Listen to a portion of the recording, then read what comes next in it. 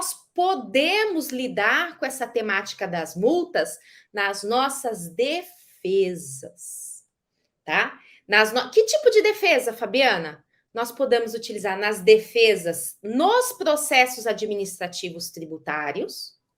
Então, por exemplo, se é lavrado um auto de infração contra mim, falando que eu declarei uma despesa falsa e que, portanto, eu tenho uma multa de 150%, eu posso mostrar que aquilo ali não foi fraudulento, que talvez tenha sido um erro, uma despesa, talvez, que eu achei que pudesse ser dedutível, mas não era dedutível. E aí eu consigo reduzir essa multa de 150% para 75%, por exemplo, né? Uma outra situação. Então, às vezes nós temos situações em que o ente público aplica essas multas elevadíssimas sobre o valor da operação. Aplica multa que passa do 100%, mesmo que não tenha dolo, fraude e simulação. Né? Olha, isso é... O Emerson tá até comentando aqui, o Diego também complementando, né?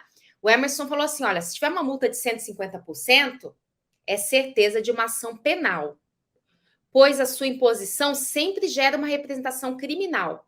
E o Diego tá falando, tem as penalidades criminais para fins de crime contra a ordem tributária. Então, olha, eu vou aproveitar, pegar esse gancho de vocês dois aqui para puxar uma temática legal, que é o seguinte, né?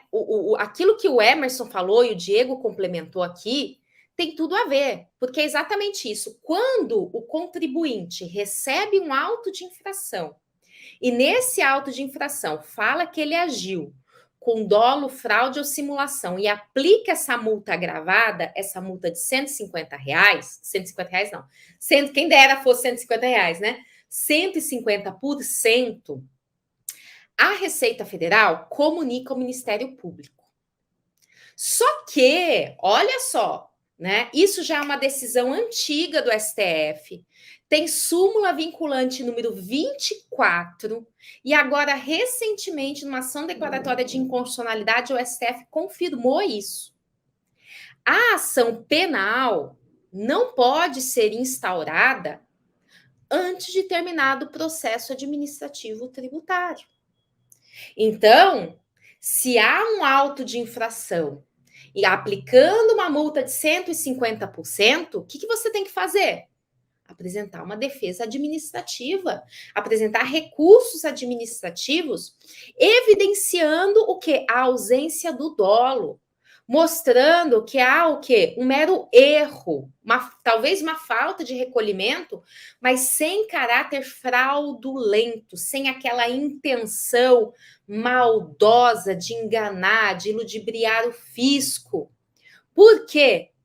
Porque quando você ganha e você reduz essa multa de 150%, aí não pode ter ação penal, certo? Então, a ação penal, a parte criminal, a punição criminal, só pode se iniciar depois de terminado o processo administrativo tributário, porque enquanto ele não tiver terminado ainda, você está discutindo ali as questões, não está certeza dessa fraude, não. Olha como que é importante a defesa no processo administrativo tributário.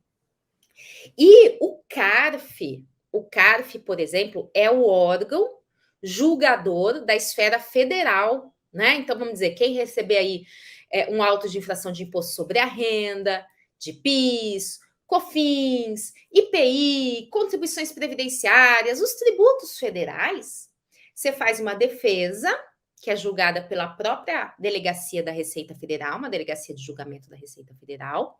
Se você perder, você recorre para esse órgão, esse tribunal administrativo, né, que é o Conselho Administrativo de Recursos Fiscais. E o Conselho Administrativo, o CARF, tem tido excelentes decisões a respeito desse assunto. Por quê? Porque ele fala assim, né? Olha, se o fisco está acusando um contribuinte de fraude, de dolo, o fisco tem que provar que esse contribuinte agiu com intuito fraudulento, com intuito doloso. Não basta ter a mera ausência do pagamento. Não basta ter o mero erro na qualificação. Então, inclusive, muitos planejamentos tributários, né, que às vezes são feitos errados, e o fisco desconsidera, fala assim: não, desconsidera esse planejamento tributário aqui, etc. Vou cobrar tributo. E aplica multa de 150%. Só que, gente, né, ele não mostra que houve fraude, ele não mostra que houve dolo do contribuinte, da pessoa física responsável por aquilo, né? Então, nesses casos, o CARF fala assim: fisco, se você vai aplicar, é igual ao direito penal.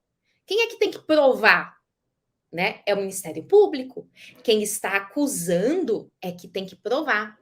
Então, como aqui nós temos, inclusive, uma penalidade agravada decorrente de dolo, né, que leva até futuramente uma representação criminal, né, o fisco é ele que tem que provar o dolo.